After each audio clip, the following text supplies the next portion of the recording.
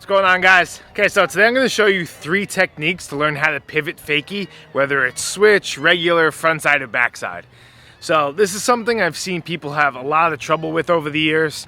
There's just like a fear built in with that trick, coming in fakie, like standing on the tail and manualing it in, or however you try to come in. It just seems that people are, it's a tough hurdle to get over. So in this video, I'm going to show you a couple of tricks to help with learning it. So the first technique we're going to talk about with pivot fakies is learning how to manual it in. So when you come up and you get into, let's say, a backside pivot to fakie, the thing I think about when I'm coming up is I like to press on my heel and just lock in on this one wheel.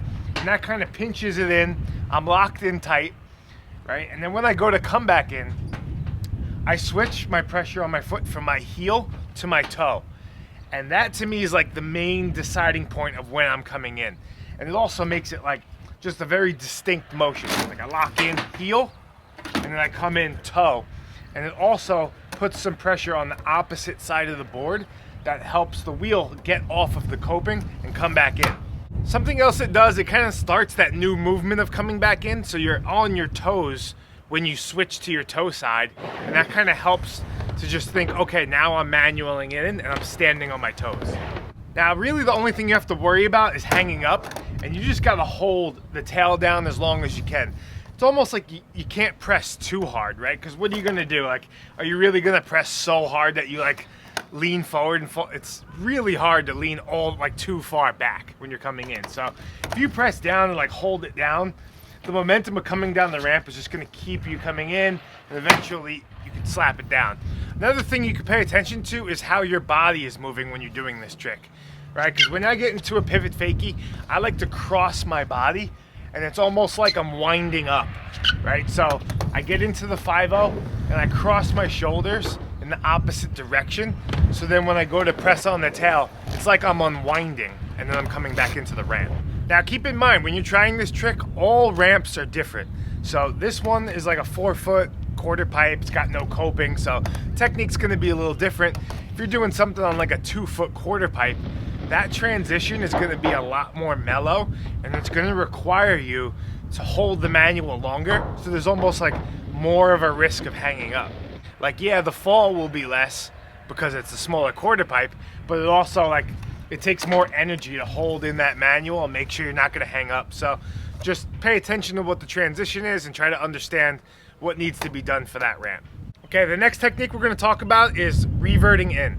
So when I do frontside 5-0 to fakies, I like to get my whole truck on the coping, but then I drop my nose down and get the wheels in the ramp, and then I just kind of power slide in, just like I'm doing a backside revert, like on flat ground, or like a tail stall revert, something like that. I just drop the nose down and revert it in. And to me, that just made it a much more controlled trick, and I knew exactly what was going on, right? And it's like, you don't have to worry about hanging up because you're just kind of controlling where your wheels go in and then sliding.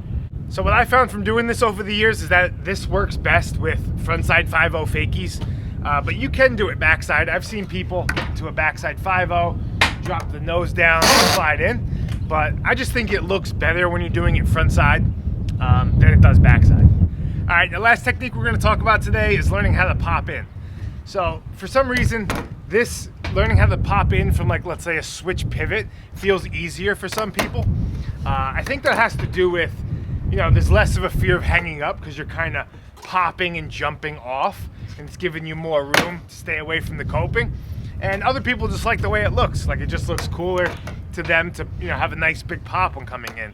So the way I like to think about this is as if I was coming in from a nose manual or a switch blunt, right? It's like I'm, getting light-footed and snapping my nose down and just kind of rolling the wheels off the edge.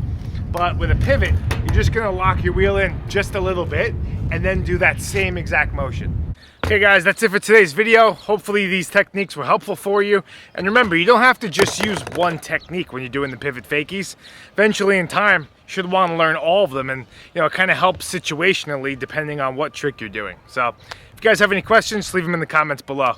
See you guys in the next video.